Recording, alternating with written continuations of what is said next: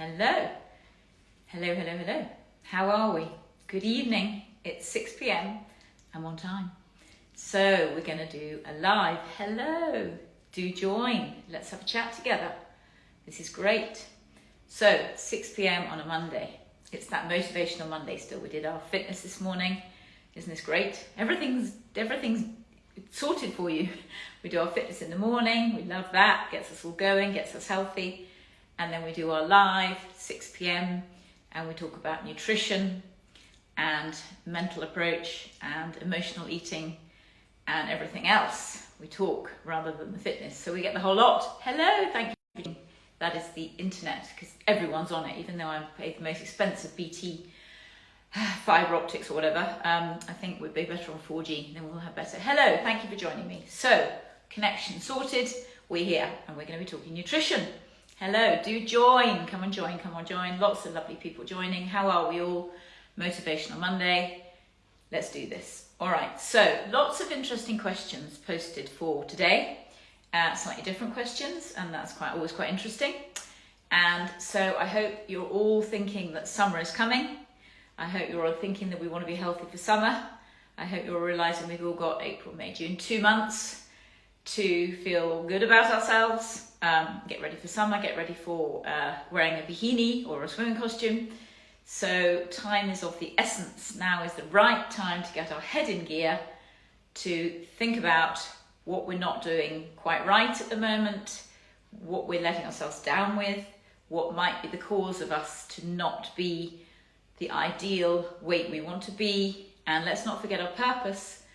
Our purpose is to be that ideal weight. We're given a weight by whoever invented us, God, Abdullah, the Guru, Mother Nature, and we really should stay at that weight. If we put on a lot of weight, that's actually not what our body wants. It's kind of going against nature, because it doesn't want to have fatty deposits in the wrong place. It doesn't want to have the liver and kidney working less efficiently. It doesn't want to have brain fog.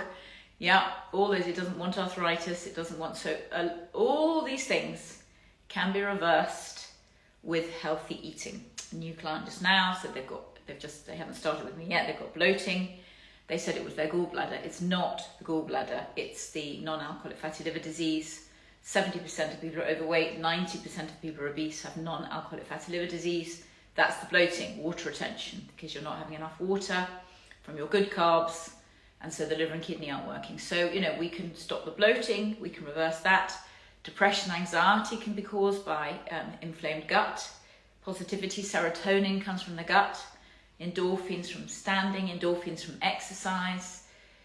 Sugars can cause dementia, joint pain, arthritis, certain cancers, endometriosis. That can all be reversed if we eat healthily. IBS doesn't need to happen. That can be reversed if we eat healthily. We all know that. Every client who starts with me, their IBS clears up in a couple of weeks. And everything's great. And then if they ever get trapped and go back to the grains, the sugars, the processed food, then the IBS comes straight back. So we know IBS is caused by stress, but very much by what you put in your body. That gut health is everything. That's your skin and hair. So healthy eating is everything. It's everything. And a consequence of the healthy eating is that your weight goes to where it should have been all along. So we're talking about health first. Weight loss is a consequence of being so healthy, and we want that permanently. We want to keep it forever. Now, the first question somebody asked this evening was, can I lose a stone in 8 weeks? How long is a piece of string? So it really depends on so many variables. Do you understand that? So it's all about your skeletal muscle and subcutaneous fat. If you have very low skeletal muscle and very high subcutaneous fat, your BMR, basal metabolic rate, is going to be very low. So to start with, if you're in that situation, it will take longer for you than someone else who's got high skeletal muscle and low subcutaneous fat, because we can just crack on. I can give them the knowledge about food, give them everything they need to know about food, and then they're sorted. Yep, so if they've got high skeletal muscle and low subcutaneous fat, I can give them the knowledge, all the secrets, all the tricks, everything they need to know, and really the weight will fall off quite quickly. If they've got low skeletal muscle, high subcutaneous fat, those kind of people, it's going to take a lot longer. You can't say everyone's the same. It really depends. And also, is your weight loss muscle mass Is it your thighs are too big? Is it a mass? Again, I've got to work with you on that, and that can take a lot longer. Fat is very quick to lose if you've got, if you get the right help, but muscle mass, if it's bigger than you want it to be, if it's heavier than you want, it's not skeletal muscle, that's muscle mass, then that can take a lot longer. So you can't have generalizations about anybody. A 14-year-old is going to lose weight completely differently from a 65-year-old, and my clients are all ages. So you can get amazing results very quickly, depending. So I have one client, this is amazing. She lost 8 kilos in 8 weeks. She did lose 8 kilos in 8 weeks without doing any exercise at all. 8 kilos in 8 weeks, but she was doing walking, but she had a bad back, so she wasn't doing any resistance at all. Then I've had another client who lost 3 stone in 3 weeks. 3 stone in 3 weeks. So that's quite good, 8 kilos in 8 weeks without any, so 16 pounds, a stone a bit, without any movement at all, without any resistance. And I had another client who lost 3 stone in 3 weeks. Sorry, when I was saying 8 kilos, she lost 18 kilos in 8 weeks. She lost 18 kilos in 8 weeks, sorry. Which was incredible because she wasn't doing any resistance because she had a bad back, but she just walked and walked and walked. She did the food right, she did the food right, she did the food right, she did the food right. Then I had another client that lost 3 stone in 3 weeks. Yes, 3 stone in 3 weeks, but she was 24 stone. So if you're 24 stone, your body's very happy to lose the initial weight very, very quickly because there's an awful lot of fat that shouldn't have been there. Extra muscle mass, again, that's not skeletal muscle, that's muscle mass, there's a clue in the second word, mass. So 3 stone in 3 weeks. So again, how long is a piece of string? Everybody is a variable. And it also depends on how much you commit. If a client completely goes for it, listens to everything I say, takes it all on board, then obviously the results are going to be quicker. But the whole thing is about your mental attitude, isn't it? It's about how committed you are. Now, I've got one client, she started saying, right, I'm just going to do 1 bowl of pasta less a week and 1 glass of wine less a week. And she's now lost 40 pounds. 40 pounds. So her husband's lost 4 stone, her mother's lost 1 stone. They have all just listened to her. She said her whole family's lost 12 stone. So again, she started slowly, but then became part of her lifestyle very quickly, and then it speeded up. So it's all how much you commit, how much you listen. The motivation and accountability is everything. We all can be told what we've got to do, but we're not going to do it, are we? Until someone weekly encourages us, looks at our scale, analyzes it, suggests this tweak, that tweak. We can always speed it up. We can always make it go faster. If the subcutaneous fat's not going down that quickly, I'll suggest a plan. The muscle mass is going in the wrong direction, I'll suggest a plan. The skeletal muscle's not going up, I'll suggest a plan. A lot of my clients, as I said, their testosterone levels are too low. They're finding it difficult to build muscle, and therefore the fat will be high. That's going to be harder than someone who's still got all their testosterone.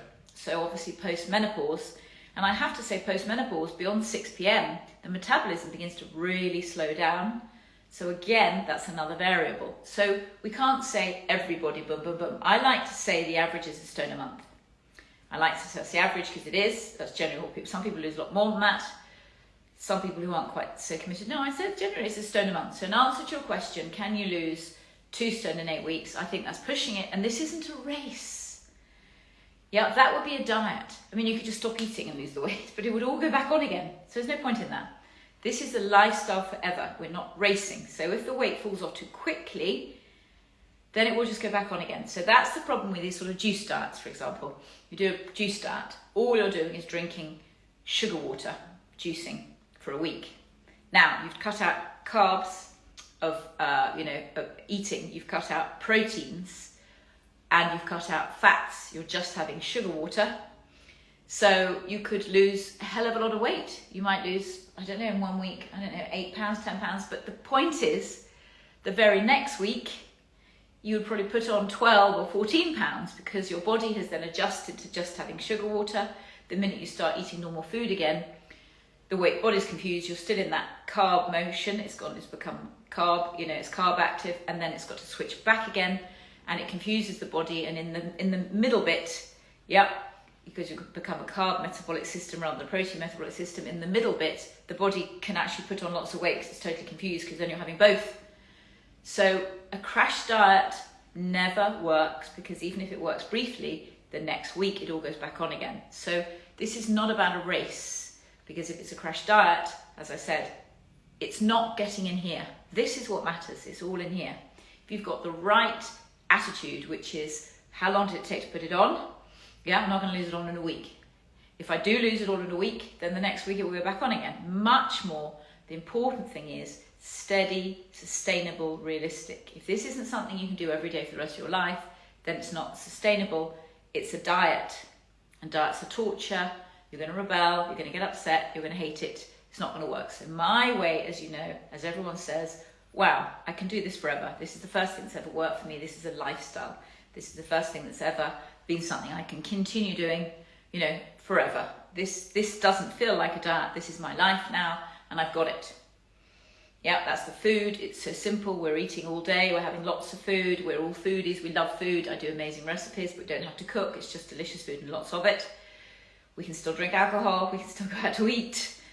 Yeah, and then we add in the resistance, and we add in the visceral fat exercise, and we add in the standing. But most important is the attitude, isn't it? As I said, you can just tell everybody and tell everybody and tell everybody to give up smoking, but unless they want to, they won't. So we can just advise and advise and advise on the best way to lose body fat.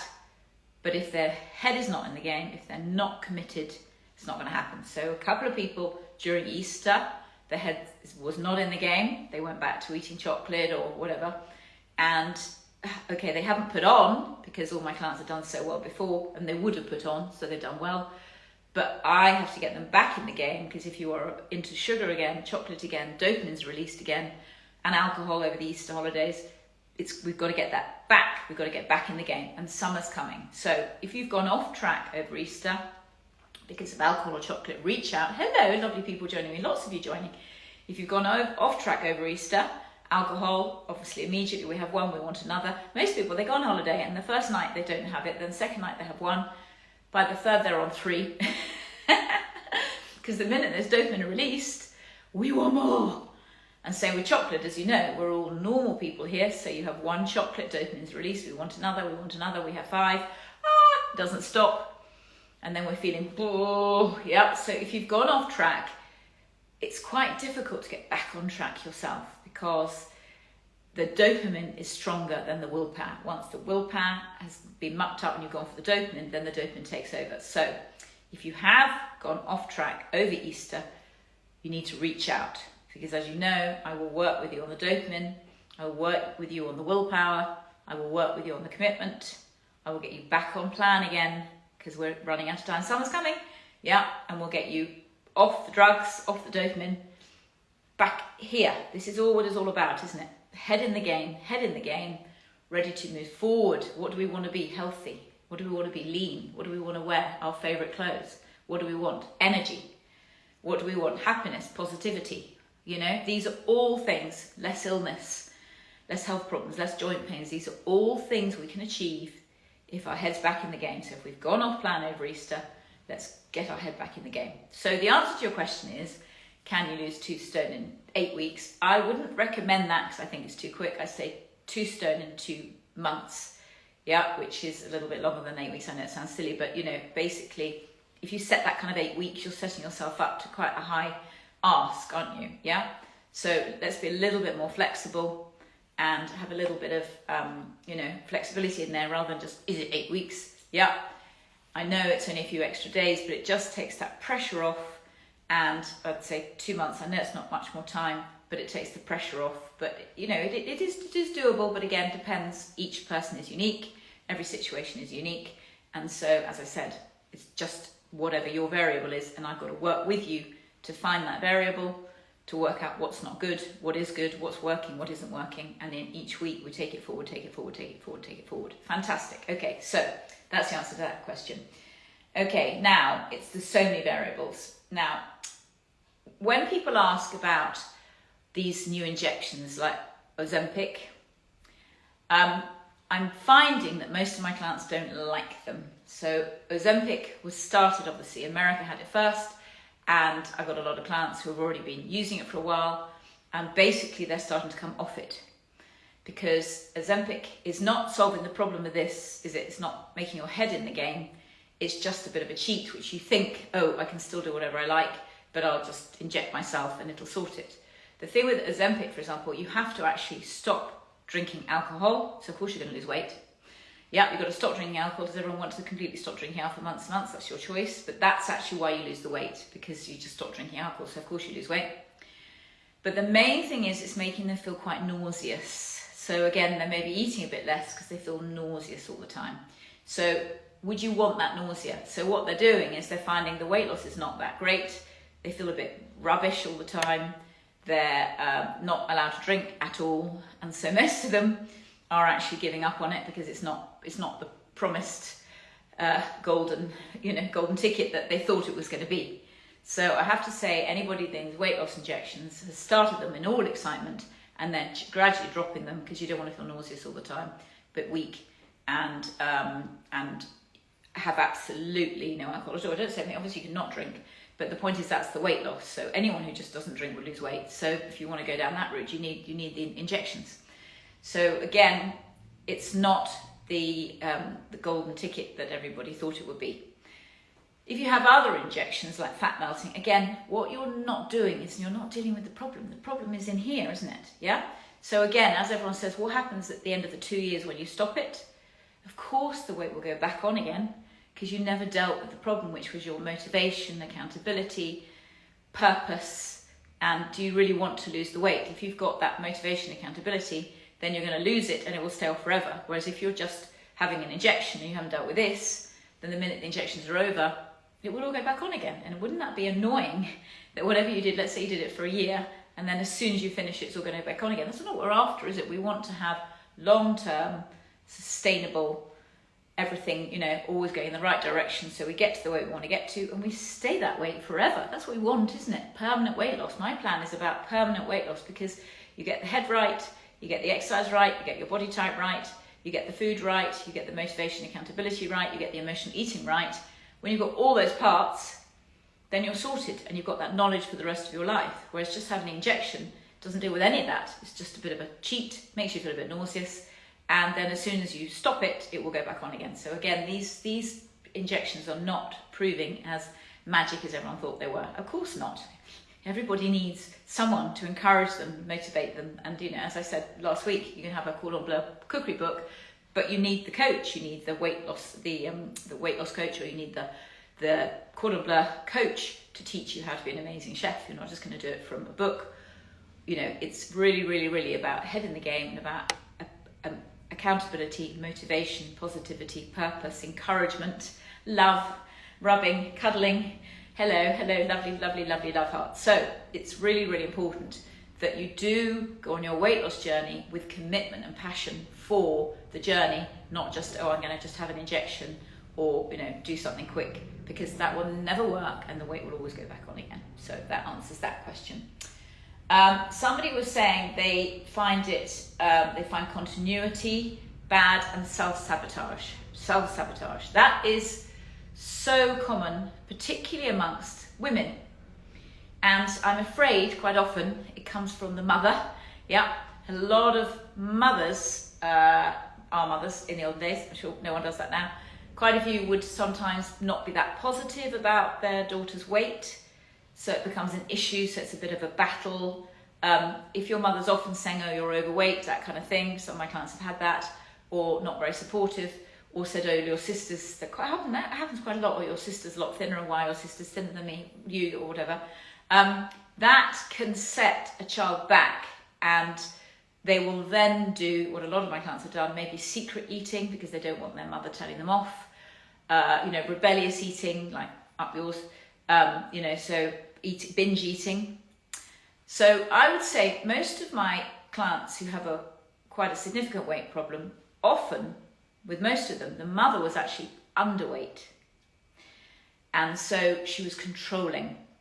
And if you try and control a girl, I'm sure you will know, anyone who's got a daughter, they will rebel. They will put back barriers. That's their immediate reaction. You don't want that relationship with your daughter. You want to give them to an expert. but you don't want that relationship with your daughter. And if a mother does that consistently, year in, year out, the daughter will grow up, obviously, with, she doesn't want to be told, so she'll rebel. She might then binge to rebel. She might then eat secretly, which is another problem, emotional eating, or to rebel against the mother. So if you are a very food conscious mother, I would just say, don't put that on your daughter if she's not, because they will find their way. You really, really want to give them let them find their way. So that is often the self-sabotage that I get female clients. I don't know why. They say, oh, I can't do that. Or I'm no good at that. And I just say that is rubbish. What you say to yourself when that happens is, are you good at your job? Yes. Are you good as a mother? Yes. So why would you self-sabotage your weight loss journey? You wouldn't. So it's almost as though people want to sort of manifest. Yeah, they almost make themselves not good at their weight loss journey because they start by saying, I've never been any good at weight loss. And then I go, well, I don't believe you because you're really good at your job. You're really good as a mother. You're a do-it person. You're not a sort of, oh, in the last minute, I'm going to let everyone down. So you're not a self-sabotage. That's you saying it, maybe because somebody in your family always said that to you, or you're never going to lose the weight, you're never. So it's a kind of default. And what we've got to do is think, no, why would you let yourself down? If you're good at your job, you're good at being a mother, or you're good at running a business, or you're good at, sport or something, you're a good team member, why would you suddenly not be good at your job, or suddenly not be good at your sport, or suddenly not be good as a mother? So if you are good at that, you will be good at weight loss. You don't need to worry about it. And if you think you're not, you're almost talking yourself into it. So we talk ourselves out of it and we go, no, I've got this. I am good at my job. I am good at my sport. I am good as a mother. I am going to be very good at weight loss. It's logical. Yeah, somebody who's a doer will achieve. Somebody who's committed will achieve. Somebody who's focused will achieve. So don't hear yourself talking to yourself self-sabotaging, because if you think about it, think about the rest of your life. Do you ever self-sabotage and everything else? Anything else in your life? And if you don't, then you're not a self-sabotage person. There are self-sabotage people. They will ruin a relationship. They will ruin their work. They will, let their team members down, but they'll know, right? That's not what you are. You are, you're committed and you do well at your work and you do well with your children and you do well in relationships. You don't ruin them. So why would you ruin weight loss? Somebody's told you that you do. And what you've got to realize as you get older is don't let anyone tell you that, because that's not true. And actually, as soon as you don't believe that anymore, it won't take you down. You can believe all these positive thoughts. And that goes back to our positivity and purpose. Positive thoughts, positive thoughts, positive thoughts. Every thought could be a negative, then we're stressed, or every thought positive, I've got this, I can breathe. Now, I've done a lot of that this week, and that goes into the next part about how you keep consistent. I'm talking to a lot of clients at the moment about breathing and meditation.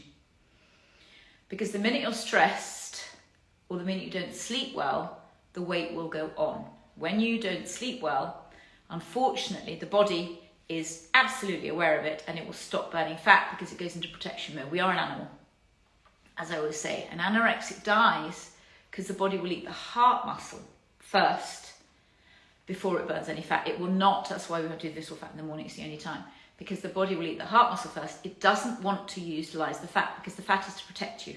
It goes into switch shutdown, which is why I say if you don't have breakfast, your metabolism just doesn't turn on. It's not clever. You don't lose weight by not having breakfast because your metabolism's like, famine, what's going on? Particularly over the age of 40.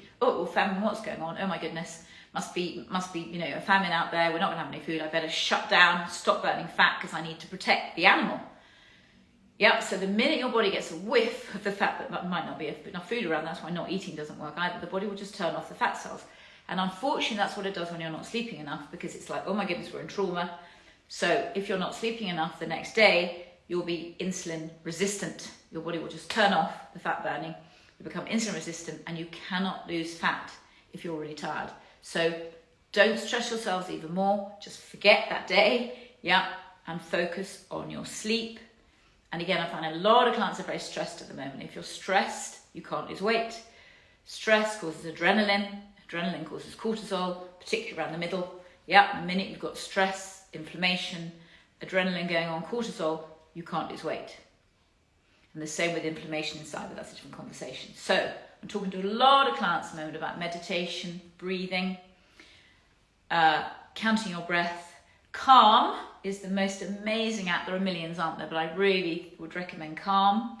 It's really, really good. I mean, as I say, the only thing you come into this world with and leave is breath. So your breathing is the most important thing. And if you're stressed, if you can get your breathing right, it's incredible how it will reduce the stress. So Calm is a really good one. And again, diarise it. Put it into your life. Put it into your diary. You will do, I don't know, up to you, but really it's recommended 10 minutes in the morning when you wake up. Remember I said, say 5 reasons why you're blessed in the morning, but actually you could build in a bit of a meditation, your breathing, counting your breath, focusing on that, not worrying about everything. So breathing, calmer, listen to your calm. They have amazing meditations, 5 minutes, 10 minutes, 15 minutes, 20 minutes. Really good people. And that gets your focus back again, not to be anxious, not to be stressed, because that will lead to, and inflammation and adrenaline, and we can not lose weight. So calm in the morning, meditation, brilliant. Then really ideally in the evening, excuse me, as you're going to bed, that's another one. People are saying they can't get to sleep. Yeah, well, brilliant. Do calm, have a meditation. They've got night ones, falling into sleep ones, short ones, long ones, ones with music, ones without. So again, you get into a good deep sleep and that will set you in a good stead. And then really, a lot of people are doing it maybe at lunchtime. If you get a 10-minute lunch break, just sitting in your chair, just again, focusing on your breathing, getting calm, getting positive, getting happy. Hello, those that are still joining. Getting calm, getting positive, and that the breathing is a way to, again, help you with the weight loss journey, because instead of being stressed, or self-sabotaging or feeling negative, you get into a positive mindset, you're focused, you're breathing, and you can really, really take control, because stress equals that. Stress equals cortisol going up, whereas if you're calm, you can get through the day, everything will be much better. So I really, really recommend in the weight loss stage, meditation if you're feeling stressed or anxious or not sleeping, because it really, really, really is important, and sleep is incredibly important in the weight loss journey. All right, so we've talked about injections. We've talked about how quickly we can lose weight. As I said, it's just to say, oh, I'll do it in 8 weeks is just a bit stressy. Yeah, allow yourself a bit more flexibility. Don't put too much pressure on yourself, because this is a lifestyle, not a diet. And we talked about how we're gonna not self-sabotage. Yeah, believe in yourself. You can do this. You've got this. Don't let other people tell you. And are you a self-sabotage kind of person? Not normally. So why would you be now? Yeah. And injections are not the golden ticket they're promised to be. A lot of people are finding all they have is nausea and they're giving up on them. And again, you're not actually dealing with this. And then the first question, how do I lose that weight? It is all about the accountability and the motivation. Somebody supporting you, helping you, talking you through it, analysing your stats and working with you. That's how you're going to get the results, because you need somebody to help you get there. You can't do this on our own, especially if we're a dopamine addict. We can't do it on our own. Anyway, I hope that is helpful. That's 30 minutes and I've covered quite a few questions there. And so lovely for you to join. So many of you have joined. Thank you, thank you, thank you. I love doing these lives. I love having the opportunity to help you. Reach out if you're thinking you've lost the plot, as I said over Easter, going back to doping, go have some chocolate, become a sugar addict again, alcohol, anything like that. Yeah, reach out and you can do my 4-week summer ready plan, or generally the longer plans are more popular because then we work on it and work on it and work it. But if you've already done my plan and you've fallen off plan, then just reach out really quickly. I can sort you. I do these 15-minute motivation boosters once a week or once every 2 weeks. A lot of people are weekly at the moment, or once every 2 weeks, a 15-minute check-in. I analyse your scale, I talk you through it, I create a plan for you, we look at where it's not good, but it's that support, that each week you're going to be accountable, you're going to send in your reading, and we're going to analyse it. That alone keeps people on plan. So lovely to see you. Thank you for joining me. Woo-hoo-hoo-hoo. Thank you. And I'll see you on Thursday morning at 8 a.m. for our next live, and this will be posted. And lots of love. Thank you for joining me. Lots and lots of you have joined, and I hope you enjoyed that. And see you soon. Take care. Bye.